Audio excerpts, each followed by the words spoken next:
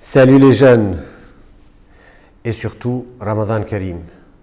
C'est ma première vidéo de ce mois et je suis fier et heureux de vous parler aujourd'hui du mois de Ramadan. Alors bon Ramadan à tous. Si vous le pratiquez, soyez patients et je vous félicite. Si vous ne le pratiquez pas encore et que vous aimeriez en savoir davantage sur ce mois saint et sacré, écoutez cette vidéo. 9e mois du mois islamique, le mois de Ramadan est un mois de prière, c'est un mois de paix, c'est un mois d'amour et d'abandon, un mois de mesure et de méditation. C'est un mois, pour moi, très très important.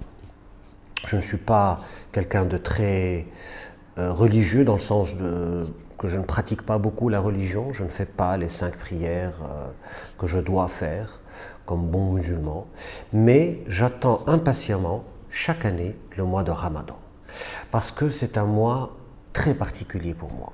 Et d'ailleurs justement, aujourd'hui, j'aimerais vous parler du sens spirituel intérieur de ce mois, et surtout pourquoi est-ce que je suis vraiment très heureux chaque année de jeûner. Alors tout d'abord, un petit retour sémantique. Que veut dire Ramadan? Ramadan en arabe. Ramadan est un mot, est un nom divin qui signifie brûler. Ramadan. Et donc l'idée essentielle de ce mois est éventuellement de brûler en soi toutes ces mauvaises pensées, toutes ces scories, toutes ces cicatrices, tous ces penchants vers la matière. Voilà le vrai sens du mois de Ramadan. C'est un jeûne, c'est un mois dans lequel on pratique le jeûne de l'aube au coucher du soleil, mais pas que. Il ne suffit pas simplement de jeûner de nourriture, il faudrait aussi jeûner de colère, il faudrait aussi jeûner d'envie et de jalousie, il faudrait aussi jeûner de haine. Il faudrait, donc voilà, le sens intrinsèque et spirituel de ce mois, un mois de méditation, un mois de retraite, un mois d'introspection, un mois de questionnement de soi. Alors justement, puisqu'on s'éloigne de toutes ces envies, de toutes ces choses, la vérité devrait apparaître à nous et devrait, on devrait voir plus clair. Et je crois, si je ne m'abuse, que c'est Ibn Arabi, le soufi, grand soufi, Cheikh al-Akbar, Ibn Arabi, qui a dit que le mois de Ramadan est un mois dans lequel on se sent pratiquement divin, presque comme Dieu. On est dans un état presque divin, puisque justement on s'éloigne de toutes ces choses terrestres, humaines, et on devient dans un état divin, dans un état un peu, on lévite pendant Ramadan. Alors lévitons ensemble. Voilà, donc je ne sens pas la fin, je ne sens pas du tout la fin, et d'ailleurs la fin est une partie, comme je l'ai dit, c'est beaucoup plus, c'est autre chose, c'est d'autres dimensions qui ne s'arrêtent pas simplement à la nourriture. Et voilà, c'est un mois de don aussi. Alors il faut rappeler que c'est surtout pendant le mois de Ramadan que les musulmans font la zakat ou font plus de zakat. Alors la zakat, c'est un des autres piliers. Alors il y a 5 piliers de l'islam. Donc le premier, al-shahada, qui est l'attestation de foi des musulmans qui disent, voilà, nous croyons en Dieu, en un seul Dieu, et ce Dieu c'est Allah, et il n'y a aucun autre Dieu que lui. Le second pilier, c'est la prière. Le troisième pilier, c'est le jeûne. Le quatrième pilier, c'est le pèlerinage. Et le cinquième pilier, c'est az-zakat, qui veut dire la charité. Et c'est surtout pendant le mois de Ramadan, alors moi je me fais un plaisir de vider mon armoire, pour donner tous mes vêtements, les vêtements que je ne porte plus, je l'avoue, je ne donne pas les vêtements que je porte encore, mais aussi c'est un mois pendant lequel je fais plus attention à donner. Nous organisons souvent des iftars dans lequel nous allons distribuer des repas aux moins fortunés et à ceux qui n'ont pas la chance d'avoir un repas chaud. Et donc, voilà, c'est le mois du don. C'est vraiment le mois du don.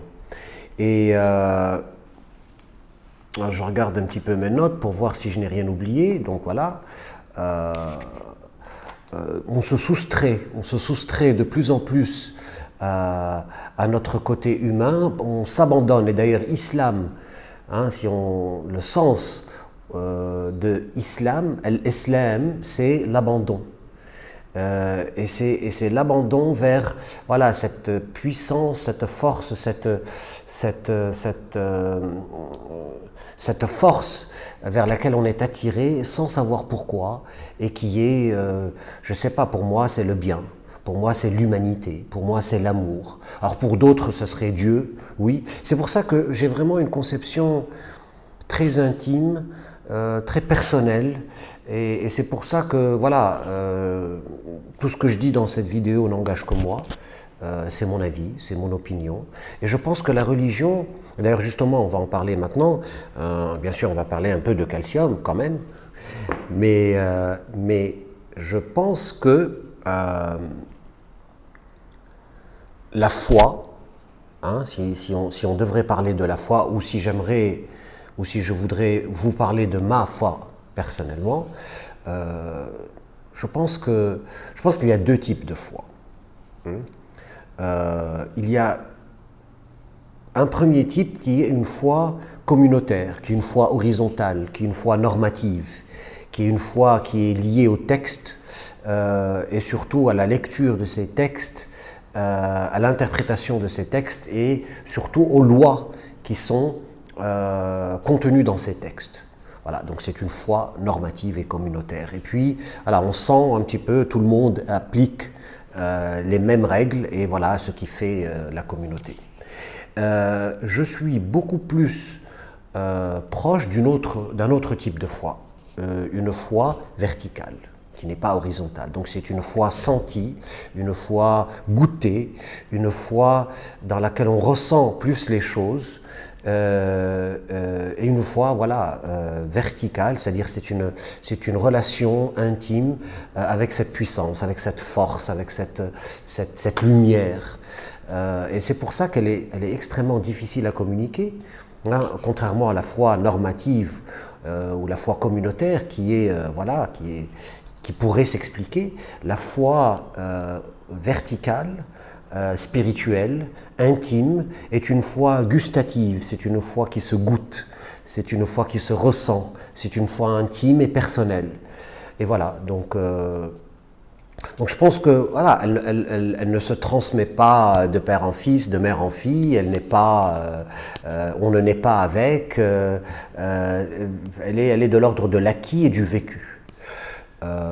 Donc voilà, c'est ma conception et je pense qu'elle n'est pas contraire à la foi normative, puisque bien sûr il faut à un moment donné aussi revenir au texte pour essayer de relier cette foi verticale au texte, aux écrits, aux lois aussi, mais toujours en gardant cette interprétation personnelle, cette lecture personnelle qu'on en a, et surtout pour s'éloigner des manipulations. Et là, j'en viens à Calcium, qui est un roman qui décrit les manipulations, surtout les manipulations de la foi. Quand des individus mal intentionnés, des individus criminels manipulent les textes religieux, manipulent le contenu et interprètent ces textes religieux à leur propre sauce. Alors ils nous font avaler des couleuvres, il faut faire ceci, il faut faire cela, il ne faut pas faire ceci, il ne faut pas faire cela, et puis cela crée des catastrophes comme celle du 11 septembre que j'évoque dans ce roman.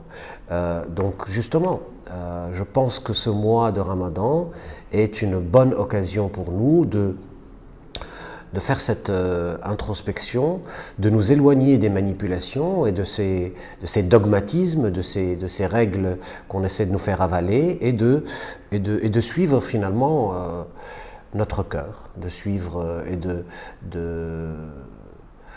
voilà, encore une fois, je pense que pour moi, le ramadan,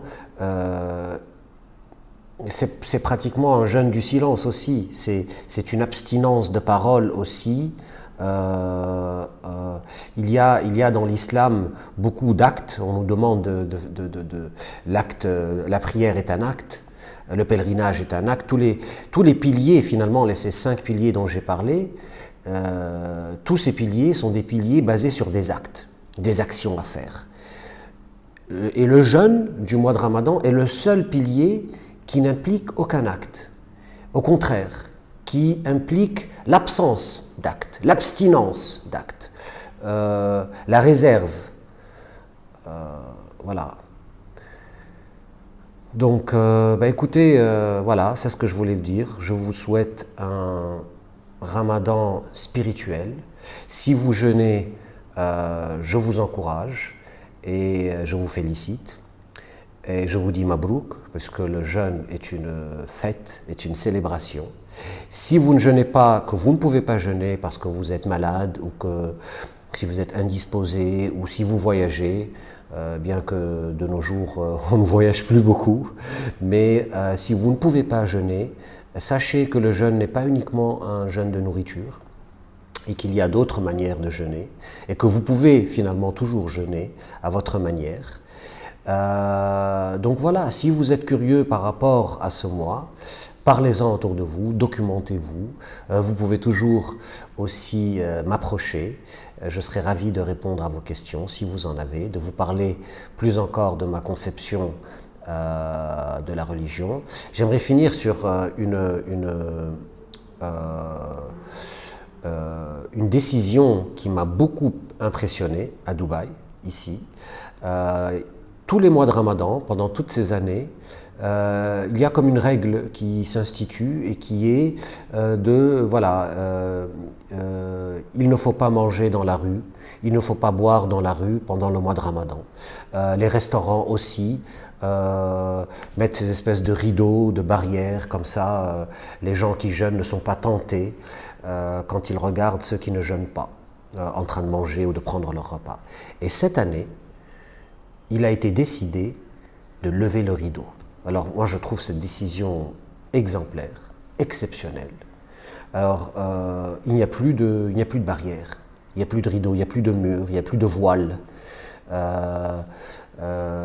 Ceux qui jeûnent, jeûnent et ne sont pas, et d'ailleurs justement ne doivent pas se dire « Oh, moi je ne dois pas succomber à la tentation ».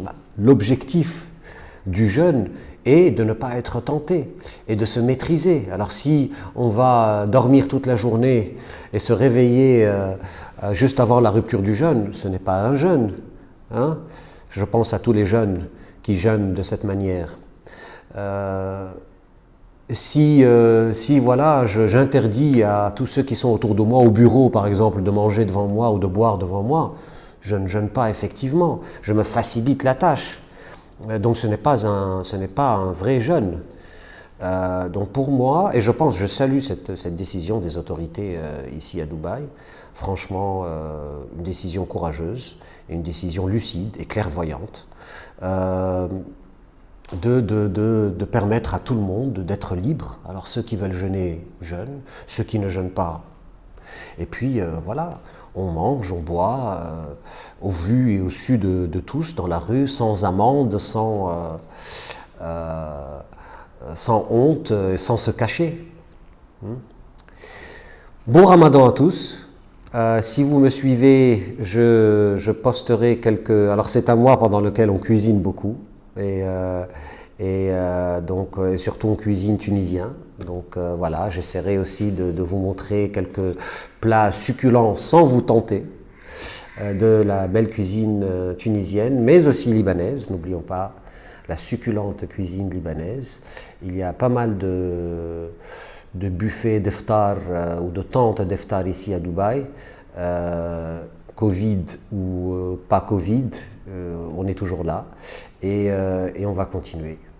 Je vous embrasse très fort et je vous dis à très bientôt. Bye.